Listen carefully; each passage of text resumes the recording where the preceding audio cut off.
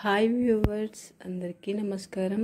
శివకేశవులకు అత్యంత ప్రీతికరమైనది ఈ కార్తీక మాసము. శివుడికి ఇష్టమైన సోమవారం నాడు భక్తితో ఈశ్వరుడిని పూజిస్తే సకల పాపాలు తొలగిపోయి పుణ్యం లభిస్తుంది. ఈ కార్తీక మాసము నెల రోజులు చాలా పవిత్రమైనవి. అయితే అన్ని రోజుల కంటే కార్తీక మాసంలో వచ్చే రెండవ సోమవారం అనేది ఇంకా చాలా విశిష్టమైనది. ఈ రోజున చేసే పూజల వలన పరమేశ్వరుడి ఆశీర్వాదాన్ని ఖచ్చితంగా పొందవచ్చు. ఈ కార్తీక మాసంలో ఏ రోజున పూజ చేసినా చేయకపోయినా సరే, కానీ రెండవ కార్తీక సోమవారం నాడు మాత్రం ఖచ్చితంగా ఇంట్లో శివుడి యొక్క పూజని చేసుకోవాలి. నవంబర్ 11వ తారీఖు రెండవ కార్తీక సోమవారం వచ్చింది. ఈ రోజున చేసే పూజలతో శివుని అనుగ్రహం అయితే మీకు తప్పక లభించి మీ కుటుంబానికి ఉన్న కష్టాలన్నీ తీరిపోతాయి. డబ్బు పరంగా మీ ఇంటికి బాగా కలిసి వస్తుంది. కాబట్టి ఈ రెండవ కార్తీక సోమవారం రోజున శివ పూజని ఎలా చేయాలి, 365 వత్తులను ఏ సమయంలో వెలిగించాలి, అలాగే ఉసిరి దీపాన్ని ఎప్పుడు వెలిగించాలి, పాటించాల్సినటువంటి నియమాలు ఏంటో ఈ వీడియోలో ఇప్పుడు మనం వివరంగా తెలుసుకుందాం. అంతకన్నా ముందుగా మా వీడియోకి అయితే ఓం నమ శివాయ అని కామెంట్ చేయండి. రెండవ కార్తీక సోమవారం రోజున స్త్రీలు వేకువజామున నిద్రలేచి బ్రహ్మ ముహూర్తంలోనే ఇంట్లో పూజను చేసుకోవాలి. ఉదయం 4 గంటల నుండి 5 గంటల 30 నిమిషాల మధ్యలో అమృత గడియలు ఏర్పడ్డాయి. కాబట్టి రెండవ కార్తీక సోమవారం రోజున ఉదయాన్నే బ్రహ్మ ముహూర్తంలో మీ పూజా మందిరంలో ఒక చిన్న దీపాన్ని వెలిగించినా సరే కోటి రేట్ల పుణ్యాన్ని పొందుతారు. వేకువజామున పూజ చేయలేనటువంటి వాళ్ళు ఉదయం 9 గంటల లోపు అయినా ఇంట్లో పూజని చేసుకోవాలి. పూజ చేసే స్త్రీలు తలస్నానం చేసి ఇల్లంతా శుభ్రం చేసుకొని ఇంట్లో పసుపు నీళ్ళని చల్లుకోవాలి. గడపలకు పసుపు రాసి కుంకుమ బొట్లని పెట్టుకొని ఇంటి ముందర చక్కటి ముగ్గులను వేసుకోవాలి.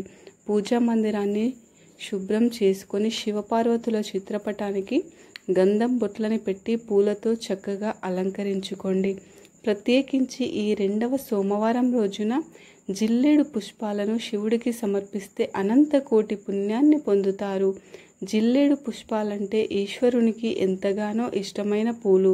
కాబట్టి ఈ రెండవ కార్తీక సోమవారం రోజున ఈశ్వరునికి జిల్లేడు పుష్పాలను సమర్పిస్తే మీ కుటుంబానికి ఉన్నటువంటి కష్టాలన్నీ తొలగిపోయి ఆ ఈశ్వరుని యొక్క ఆశీర్వాదం మీ ఇంటిపైన ఎల్లవేళలా ఉంటుంది.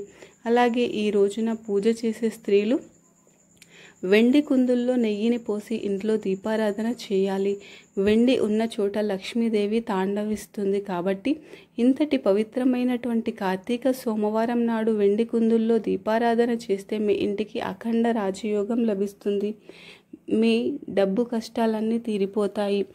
ఆ ఈశ్వరుని ఆశీర్వాదంతో మీ ఇంటికి డబ్బు వరదలా వస్తుంది. వెండి కుందులు లేనటువంటి వాళ్ళు బియ్యం పిండితో ప్రమిదలని తయారు చేసి ఆవు నెయ్యితో దీపారాధన చేసుకోవచ్చు. ఈ రోజున పూజ చేసేవాళ్ళు ఖచ్చితంగా 2 దీపాలను వెలిగించాలి. అలాగే పూజలో నైవేద్యంగా పచ్చి పాలను నివేదించండి.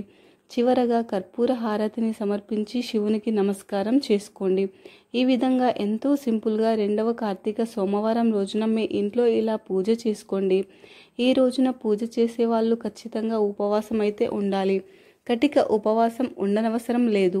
పాలు అలాగే పండ్లను తీసుకోవచ్చు. ఈ విధంగా ఉదయం పూట ఇంట్లో పూజని చేసి మరలా సాయంత్రం తలస్నానం చేసి ఇంటి గుమ్మం ముందర 2 దీపాలను వెలిగించి శివాలయానికి వెళ్ళాలి. శివాలయంలో ఉన్న ధ్వజస్తంభం దగ్గర కానీ ఉసిరి చెట్టు కింద కానీ 365 వత్తులతో దీపాన్ని వెలిగించాలి. ఈ 365 వత్తులను ఆవు నెయ్యితో తడిపి మట్టి కుందుల్లో పెట్టి దీపం వెలిగించి దీపానికి నమస్కారం చేసుకోండి. ఈ 365 వత్తులతో పాటుగా ఉసిరి దీపాన్ని వెలిగిస్తే రెట్టింపు పుణ్య ఫలితం లభిస్తుంది. ఉసిరికాయను కొంచెం గిల్లి ఉసిరికాయ మీద నెయ్యి వత్తులను పెట్టి ఉసిరి దీపాన్ని వెలిగించాలి. ఉసిరి దీపాన్ని వెలిగించిన వారికి లక్ష్మీ కటాక్షం కలుగుతుంది. మీ ఇంట్లో కార్తీక సోమవారం నాడు తులసి కోట ముందర ఖచ్చితంగా ఉసిరి దీపాన్ని వెలిగించాలి. మీ కష్టాలన్నీ త్వరగా తీరిపోవాలంటే ఈ కార్తీక రెండవ సోమవారం రోజున శివాలయంలో కూర్చొని ఓం నమ శివాయ అనే మంత్రాన్ని 108 సార్లు జపించండి. త్వరలోనే మీ కష్టాలన్నీ గట్టెక్కుతాయి. ఈ విధంగా శివాలయంలో దీపారాధన చేసి నక్షత్రాన్ని చూసి ఉపవాసాన్ని విరమించి భోజనం చేయాలి. ఈ రోజున ఉపవాసం ఉన్నవారు అరటి విస్తరాకులో కానీ ఆకులో కానీ భోజనం చేయాలి. ఈ రెండవ కార్తీక సోమవారం రోజున శివాలయంలో ఉన్న గోపురానికి చాలా శక్తి ఉంటుంది. కాబట్టి ఈ రోజున శివాలయానికి వెళ్ళేవారు ఖచ్చితంగా శివుడిని దర్శించుకున్న తర్వాత శివాలయంలో ఉండే గోపురాన్ని చూస్తూ మీ మనసులో ఏది కోరుకున్నా సరే అది ఖచ్చితంగా నెరవేరుతుంది. మన హిందూ ధర్మంలో రాళ్ల ఉప్పుని లక్ష్మీదేవి రూపంగా భావిస్తారు. కాబట్టి ఈ కార్తీక సోమవారం రోజున మీ ఇంటికి కల్లుప్పును తెచ్చుకుంటే మీ ఇంట్లోకి లక్ష్మీదేవి అడుగు పెడుతుంది. లక్ష్మీదేవి ఉన్న చోట ఎప్పుడూ డబ్బుతో నిండిపోతుంది. అలాగే నిమ్మకాయ అంటే పార్వతీదేవి స్వరూపం. డబ్బుని ఆకర్షించడంలో నిమ్మకాయ చాలా బాగా పనిచేస్తుంది. కాబట్టి ఈ కార్తీక సోమవారం నాడు మీ పూజా మందిరంలో ఒక నిమ్మకాయని పెట్టండి. మీ ఇంటికి ఐశ్వర్యం ప్రాప్తిస్తుంది.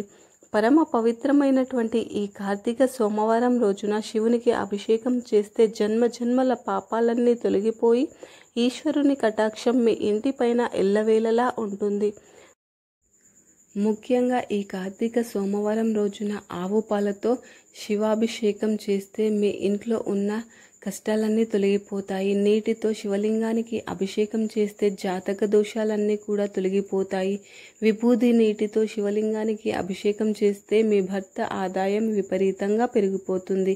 అలాగే నీటిలో గన్నేరు పూలను వేసి ఆ నీటితో శివలింగానికి అభిషేకం చేస్తే 7 తరాల ఐశ్వర్యం మీ ఇంటికి కలుగుతుంది. ఆవు పెరుగుతో శివలింగానికి అభిషేకం చేస్తే మీరు త్వరలోనే ధనవంతులయ్యే అవకాశం ఉంటుంది. నీటిలో గరిక వేసి ఆ నీటితో శివునికి అభిషేకం చేస్తే మీ కోరికలు నెరవేరుతాయి. ద్రాక్ష రసంతో శివలింగానికి అభిషేకం చేస్తే అప్పుల సమస్యలన్నీ తీరిపోతాయి. ఇలా మీకున్న సమస్యలను బట్టి శివలింగానికి అభిషేకం చేసి శివుని ఆశీర్వాదాన్ని పొందండి. ముఖ్యంగా ఈ రెండవ కార్తీక సోమవారం రోజున కేదారేశ్వర వ్రతాన్ని ఆచరిస్తే మీ కుటుంబానికి చాలా మంచి జరుగుతుంది.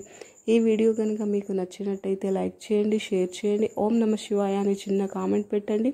అలాగే సబ్స్క్రైబ్ చేసుకోవడం మర్చిపోకండి ఫ్రెండ్స్. ధన్యవాదములు.